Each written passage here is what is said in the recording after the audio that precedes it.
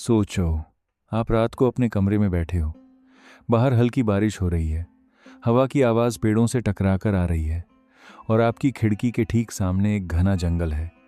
बचपन से आप उस जंगल को देखते आए हो। कभी कुछ अजीब नहीं हुआ।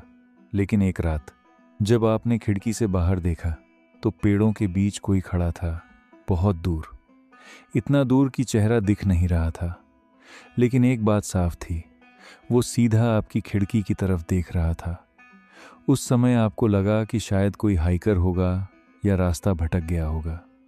लेकिन आपको नहीं पता था कि ये सिर्फ शुरुआत थी। अगली सुबह आपने उस बात को ज़्यादा सीरियस नहीं लिया। लेकिन रात होते ही क्यूरियोसिटी में आपने फिर खिड़की से बाहर देखा और आपका दिल एक पल के लिए रुक गया। वो आदमी फिर वहीं था, बिल्कुल उसी जगह नहीं, बल्कि थोड़ा और पास। अब वो पहले से साफ दिखाई दे रहा था। उसने गहरे रंग की जैकेट पहन रखी थी और वो बिल्कुल हिल नहीं रहा था। ऐसा लग रहा था जैसे घंटों से वहीं खड़ा हो। आपने अपने पिता को बुलाया, लेकिन जब तक वो कमरे में आए, आदमी गायब हो चुका था। अगले कुछ दिनों तक ये सिलसिला चलता रहा। हर रात वो आदमी दिखाई देता और हर रात वो पहले से थोड़ा और करीब होता। सबसे अजीब बात यह थी कि किसी ने उसे चलते हुए कभी नहीं देखा। वो बस अचानक दिखाई देता था, पहले जंगल के अंदर, फिर पेड़ों के किनारे, फिर खुले मैदान में। जैसे कोई तस्वीर हर रात थोड़ी बदल रही हो। अब पूरे परिवार को बेचैनी होने लगी थी।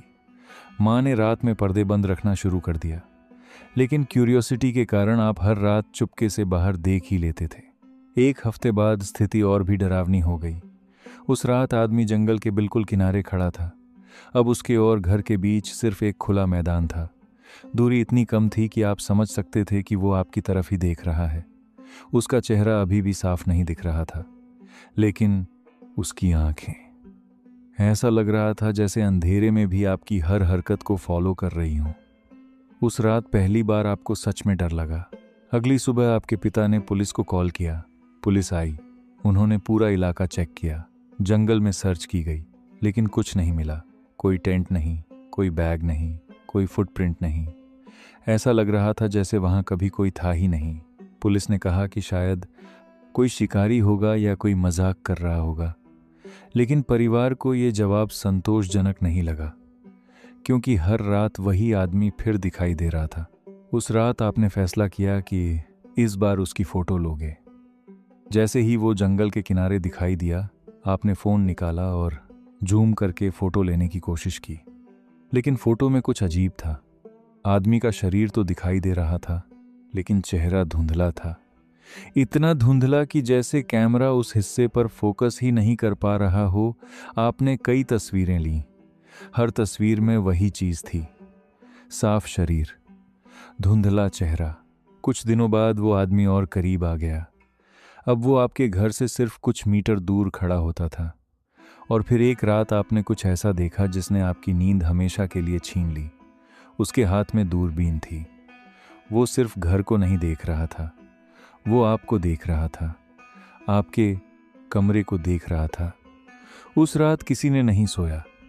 परिवार ने सारे दरवाजे लॉक कर दिए, सारी लाइट्स ऑन कर दी, लेकिन डर फिर भी कम नहीं हुआ। अगले दिन परिवार ने फैसला किया कि कुछ समय के लिए होटल में रहना बेहतर होगा। घर खाली छोड़ दिया गया, लेकिन पुलिस इस बार मामले को सीरियसली ले चुकी थी। उन्होंने जंगल में कई हिडन कैमरे लगाए। उनका प्लान था कि उस आदमी की पहचान की जाए और उसे पकड़ा जाए। अगले कुछ दिनों तक कैमरे रिकॉर्ड करते रहे और जब फुटेज देखी गई तो सभी हैरान रह गए। फुटेज में वो आदमी दिखाई दिया, लेकिन जो बात सामने आई वो और भी ज़्यादा डरावनी थी। वो सिर्फ रात में नहीं आता था, वो पूरे दिन वहीं खड़ा रहता था। कभी कभी 10-10 घंटे तक, बिना हिले, बिना बैठे, बिना कहीं गए, जैसे कोई मूर्ति हो। और पूरे समय उसकी नज़र घर पर रहती थी। ऐसा लग रहा था जैसे वो किसी चीज़ का इंतज़ार कर रहा हो या किसी खास व्यक्ति का। पुलिस ने तुरंत ऑपरेशन शुरू किया। अगले दिन अधिकारियों की एक टीम उस जगह पहुंची जहां आदमी दिखाई देता था।